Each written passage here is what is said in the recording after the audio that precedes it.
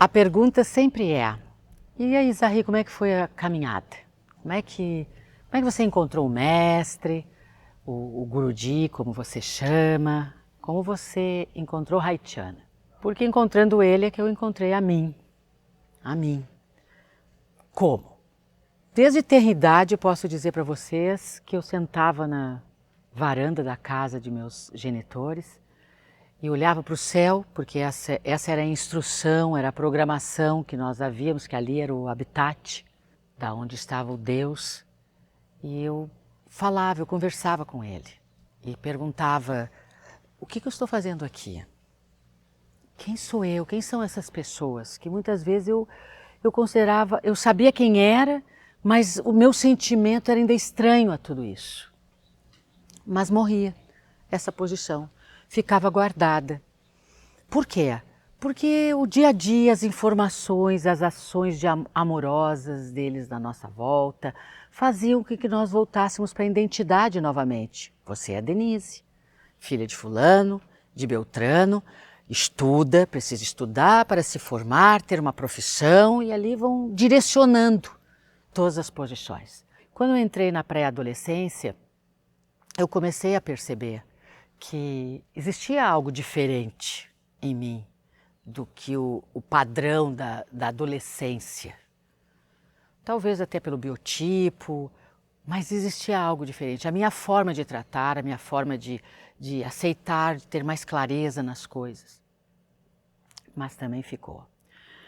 Como todo bom programa deve vir o casamento, e ele veio. Toda a espécie humana hoje questiona-se mais, mas nós temos que colocar o tempo dentro de um contexto, o texto dentro de um contexto. E o casamento veio bem precipitado, como tudo que eu fiz no meu viver. Muito precipitado em tudo. Eu queria viver aquilo, às vezes não era nem ainda a maturidade para aquilo. E ele veio. E ao vir, ele me conduziu para um outro estado. Me tirou da zona de conforto, de um status que vivíamos, e fomos viver um status completamente diferente, social, econômico. E isso me trouxe desenvolver novas habilidades. Também filho, que é algo que nós não estávamos planejado, mas devido à fertilidade veio com todas as condições de bloqueio, e a caminhada prosseguia dentro daquele programa normal. Você cresce, você estuda, né? A mulher, não existia ainda tanta abertura para ela ter o estado dela aberto, mas já existia isso muito forte, né? Nós líamos muito Helena Pretovenik Blavatsky. Não somos da teosofia, mas lemos. Não somos católica, mas estudamos a teologia cristã, porque vemos beleza em todos esses caminhos. Há muita coisa a aprender. E a busca seguia, quando um casal falou-nos sobre um missionário, que assim era que se apresentava, né? A forma de se apresentar no mundo, cada caminhante, cada viajante encontrou a sua. E nós fomos. Esse dia, ele ficou tão registrado porque ele fez um marco na minha caminhada. Houve um despertar imenso. O envolvimento e tudo que nós sentimos ali naquele momento, não tem como eu explicar, porque ele é inenarrável. É algo que se viveu. A única sensação que eu posso dizer para vocês é a sensação de: finalmente estou em casa. Estou falando com aqueles que falam sobre o que eu compreendo. E prosseguiu, não foi? Não é assim. O despertar, nós precisamos entender, e eu procuro colocar isso muito bem no livro, que o despertar não é algo que, iluminei, encontrei, compreendi. Ele é uma jornada. E aí eu pego os ensinamentos do mestre que diria: a caminhada, o despertar é uma jornada. Nós estamos aqui numa jornada, que ela pode ser como nos ensinaram, nascer, viver e morrer, e que concluíram toda uma filosofia em cima disso e nós aceitarmos, ou ela pode ser nascer, viver intensamente e transcender. Essa é a proposta da mensagem. Nasça, quer dizer, desperte. Desperte no quê? Desperte em você. Desperte a tua alma vivente. Não rode somente os programas que te forem inseridos. Saiba quem você é. Quais são os teus pontos fracos, né? Eu digo até para as pessoas assim, ó, pato é pato, marreco é marreco, galinha é galinha. Por mais que se aprimore, será galinha. Mas isso não a impede que seja uma galinha que sonhe até a voar. Quer dizer, nós não somos impedidos dos sonhos, mas nós temos que compreender que os nossos sonhos vão precisar ser construídos, porque muitas vezes nós nem a habilidade temos para que aquilo aconteça. Nós queremos, mas não estudamos se aquilo é possível. E eu vou dizer para vocês claramente que dali em diante eu vivi sem padrões. Eu quebrei todos os padrões pré-estabelecidos de mim mesmo, os padrões da sociedade. E a única coisa que, e muitas vezes eu me vi perdida, me buscando, eu me perdi, porque eram muitos papéis, então eu saía para me buscar, eu voltava, tem o papel de mãe, o papel de esposa, o papel de professora universitária, professora nas escolas, são muitos papéis e compromissos que a nossa identidade necessita. E a nossa alma vivente, vamos usar esse termo por enquanto, e essa alma vivente, que vem escriturístico até, esse pulso vida, eu preferia dizer, esse pulso vida que é um mistério, se movimentava, pegava aquela energia de conhecimentos que nós e procurava componentes, expansões e seguia a jornada, que é uma das coisas que eu chamo mais atenção no livro, é que é o simples que muitas vezes explode numa especialidade e dessa especialidade numa plenitude. Não é as coisas grandes, não são os grandes feitos que nos tornam conscientes, são os feitos pequenos diariamente. Não é uma grande pedra que necessariamente nos derruba, são pedrinhas no caminho que podem nos desgastar e nos derrubar. Coisinhas que nós vamos abrindo mão, mas não gostaríamos de fazer. Mas fazemos para conciliar, para estruturar, para harmonizar e vamos tirando de nós o que nós temos potencial para dar. Vai exigindo de nós não é mais nem um sanctum officio, um ofício sagrado, que a busca muitas vezes nos faz, mas vai ficando algo que verdadeiramente, eu diria, que aí vocês vão compreender com desiderata. Escutando um pouco toda essa posição que traz o desiderata, ou desiderata, aonde dá algumas orientações de nós sermos um pouco egoístas muitas vezes. Pensar um pouco em nós, pôr a vida em pouco nós em movimento. Começar a trazer para o interior essa vida, que foi o que foi acontecendo. Eu fui pegando e quem sou eu? Porque eu não sabia mais nem se os gostos musicais eram meus ou eram dos amados que me rodeavam e insistiam que aquela era uma bela música. Então eu precisei reouvir e reescutar para saber se verdadeiramente aquilo me agradava. Ou se eu estava fazendo aquilo para não ter porque é da minha natureza, é da índole, não gostar de uma guerra, né? Não gostar de uma encrenca, é de uma posição mais do equilíbrio. E muitas vezes, para que isso ocorra, nós precisamos ceder e dar explicações para nós mesmos que nós devemos ceder. Porque isso é compaixão, nós começamos a formar conceito. E essa busca vai fazer mais de 38 anos. E ela terminou? Não. Não. Ela continua numa outra intensidade. Então, das informações nós geramos conhecimento, do conhecimento nós fizemos uma vivência, uma sofrência, né? O cadinho, né? Olha o ouro como é que ele tem que passar pelo fogo em altos graus. Nós erramos no caminho, nós nos perdemos no caminho, nós retornamos em certas posições e dizemos não é por aí, nós erramos muito, mas nós encontramos uma clareza dentro de nós, uma capacidade de flexibilidade tão grande sem precisar necessariamente ceder. Nós vivemos só, mas não caminhamos em solidão, porque nós encontramos a nós mesmos. E encontramos e entregamos a nós mesmos. Essa é a caminhada.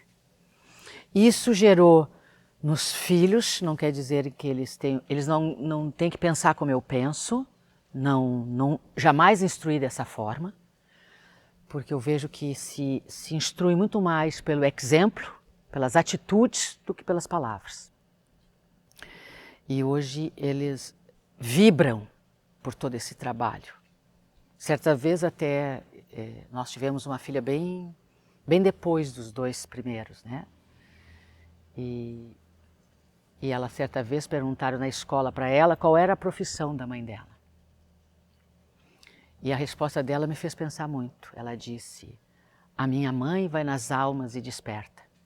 E isso me fez pensar. Ela captou. Mas eu vou dizer para vocês que não ficou tão claro assim, tão rápido. Cada tempo, cada momento eu passei por ciclos que eu fui ao chão. Eu não acreditei mais em mim, eu deixei de acreditar em tudo que estava na minha volta. E eu agradeço muito por esses momentos, porque a partir desses momentos eu renasci. Porque ou eu refazia toda essa situação em mim, ou eu deixava que as coisas e as pessoas dissessem quem eu fosse. Mas uma coisa eu jamais tive dúvida. Me perguntaram certa vez como é que foi esse encontro, como eu disse para vocês, não tem explicação. Tanto que ele dura até hoje e para todos sempre, dependendo da nossa matéria estar aqui. Ele é meu salvador de hipótese alguma, porque eu compreendi que eu sou a única criatura que posso estar preparada para receber essa conexão. Mas é uma iluminada, como alguns me disseram, e eu até às vezes brincava, né? Não devia, mas fazia até a brincadeira. Não sei, só se me ligar na tomada. Porque eu questiono todas essas posições.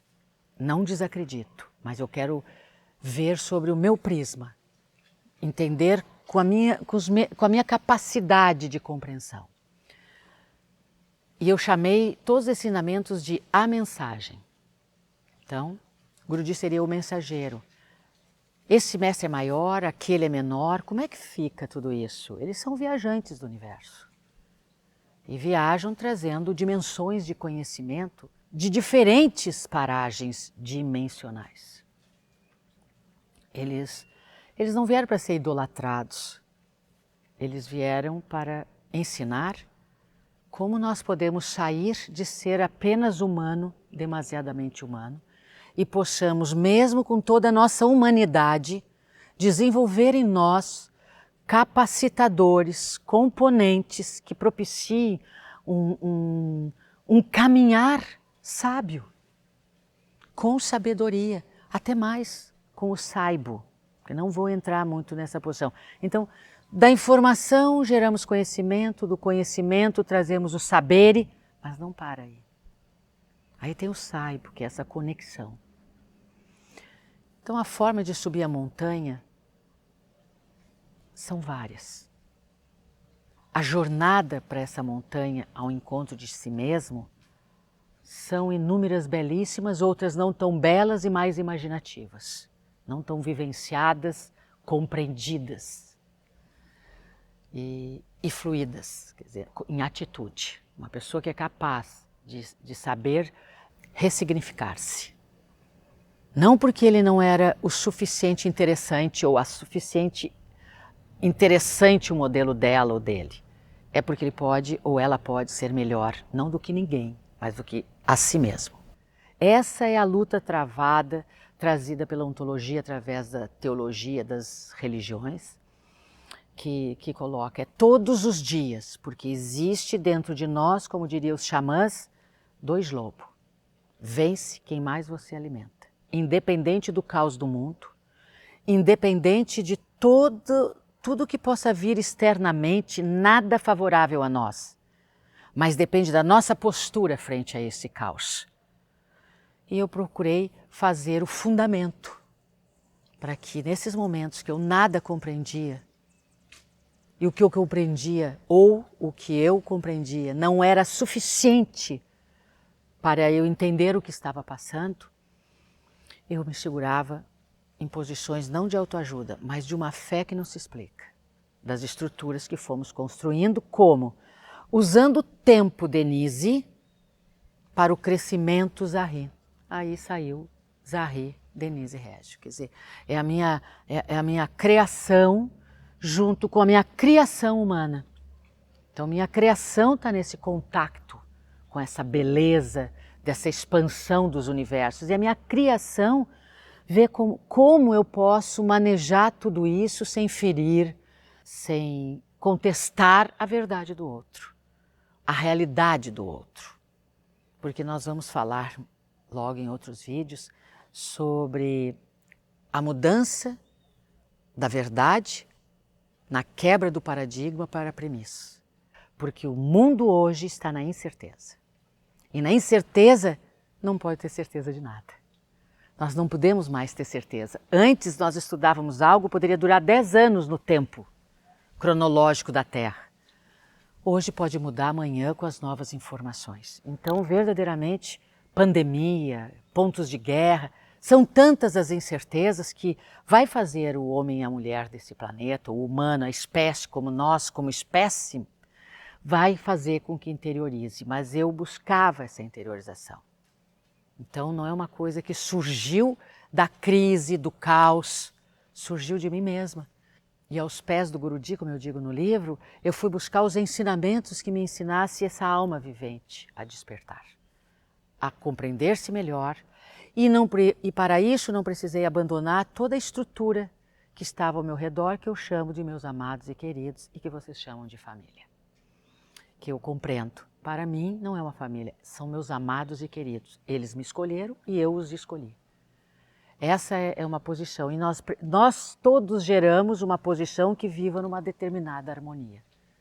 Para todos, respeitando a verdade de cada um, até que a premissa se estabeleça e tudo vire dentro de uma sinarquia individual, singular. Aí sim, nós vamos poder passar por tudo e por todos os caos, tendo tristeza e alegria, porque faz parte da dualidade desse mundo e dessa espécie, observando cada uma delas, mas não nos entregando a cada uma delas, sabendo que são momentos e que esses momentos são cíclicos. Então eles têm começo, porque nesse mundo funciona começo, meio e fim. Então tudo aqui nesse universo vai ter começo, meio e fim, a não ser você. Você não tem começo, você tem princípio. Num começo humano, você tem um meio intenso, uma vida movimentando-se intensamente para o crescimento, e você não terá um fim. Você continuará viajando nesse e em outras dimensões muito interessante. Lá eu encontro vocês. Aonde? Quando você estiver em você ou em mim, os mim se encontram. Isso é a singularidade. E assim foi a minha jornada, em busca dessa singularidade, o encontro com quem pudesse me ensinar a encontrar essa singularidade em mim e a continuidade agora de ensinar que outros possam também encontrar não um dogma, uma verdade, mas a própria singularidade sua. Isso é você que tem que fazer.